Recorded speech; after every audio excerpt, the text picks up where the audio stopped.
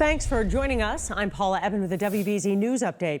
Our top stories this Tuesday, the second week of the Karen Reed murder trial is well underway as we continue to learn more about who responded to the crime scene and how evidence was handled. The jury has left for the day, but before they stepped away, they heard from more witnesses, particularly detectives who were on Fairview Road on January 29, 2022. One of them was grilled about how they handled the crime scene. Who literally physically leaned down and scooped that blood up? Me. And that was done in a plastic solo cup that we've heard a little bit about. Yes, right? yes. You're aware that those solo cups are unsealed? I believe Lieutenant Gallagher got them out of a sealed package. When I say unsealed, I mean they don't have a lid on them. They're not airtight containers.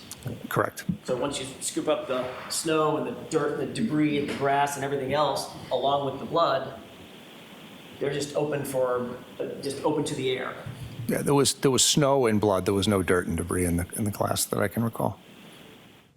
So what you are looking at here is the blood collected in those mini red plastic cups as evidence.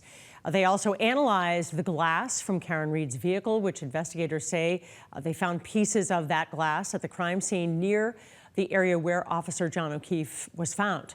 Yesterday, we saw video of a snowblower being used to clear ice from the scene, which the defense also called into question. So now the jury will return tomorrow to continue hearing testimony from more witnesses.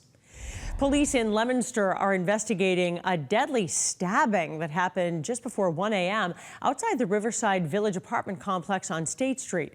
Police say they found a man with a serious stab wound who died at the hospital. Anyone with information is asked to call police. A road project moving faster than planned. MassDOT says it only needs to close down the Sumner Tunnel for 1 month this summer instead of 2. The tunnel will be closed beginning Friday, July 5th, and is expected to reopen no later than Monday, August 5th, a month sooner than officials had expected for the second part of this 2-year project. Now, officials gave a breakdown of what drivers should expect. This year's construction is phase 2. It is the final phase and will be all about rehabilitating the driving deck, which is the surface of the tunnel. This work this year is again focused on the driving deck, which effectively acts as a bridge from one edge of the tunnel to the other. That's why we have to close it for portions of the work. In those areas where the deck needs extensive rehabilitation, it will have to be closed completely. And because the building, just like building a new bridge, the driving deck will be demolished. It will not be there for people to drive on. That's why we have to do the closure. Now, officials stressed the importance of this phase of the work on the tunnel, especially with the Sumner approaching 100 years old. Last year, crews focused on the tunnel ceiling, walls, and lighting, and the total cost of this construction project is about $165 million. It's a beautiful sunny Tuesday across the Boston area, and some might say it is beginning to really feel like spring, but how long will it last? Let's get a check of the forecast now with meteorologist Jacob Wyckoff.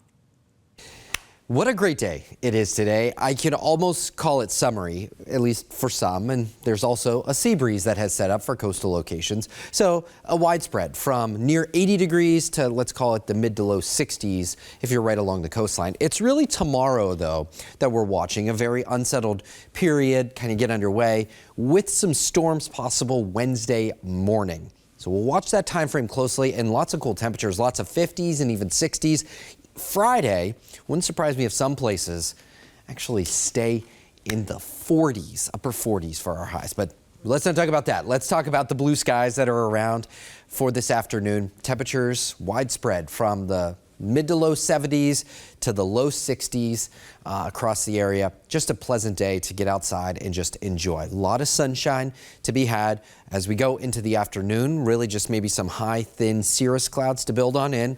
We are watching this system stretching through the upper Midwest and the Ohio River Valley, push in our direction. That is what could kick off a couple of thunderstorms for the day tomorrow. So our hour-by-hour forecast for today may add a couple of clouds. Mild overnight yet again. We woke up with temperatures in Boston that were in the upper 50s and low 60s. But that's that warm front that we're talking about, passing through the area tomorrow, starting out initially dry for your Wednesday, building the clouds. It's going to sort of be a muggy, soupy start to the day, and that could aid in some of these showers and storms getting kicked off. So mid to late morning, right on into the midday. We're watching the threat for some afternoon thunderstorms to roll through. Then we start to dry out a little bit, just some isolated showers to roll through in the afternoon and evening before we really begin to clear out for Thursday. Thursday, not a washout of a day, but a day that does feature for some additional showers. And that, again, just continues the period of unsettled weather. The best chance for any sort of thunderstorms for tomorrow, really outside of 495 into the Berkshires, into Connecticut, as the storms approach Boston, Metro West, we would start to see them weakening just a little bit. But boy, we are watching these closely. The first real kind of thunderstorm threat we have seen for the season. We have rainfall as the biggest impacts, along with some wind, low risk for some hail. And anytime we see lightning, that of course piques our concern. Lightning always dangerous. We're going to add another 1/4 inch to maybe 1.5 inches in some areas by the time we get through Friday.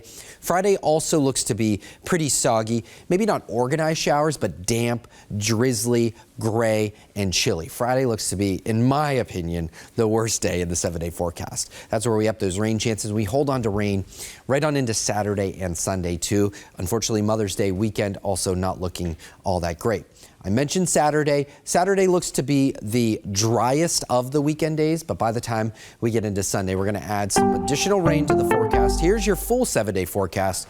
We do have temperatures getting on the cool side for Friday, upper 40s, potentially 4 highs. Back to you. This has been a WBZ News Update.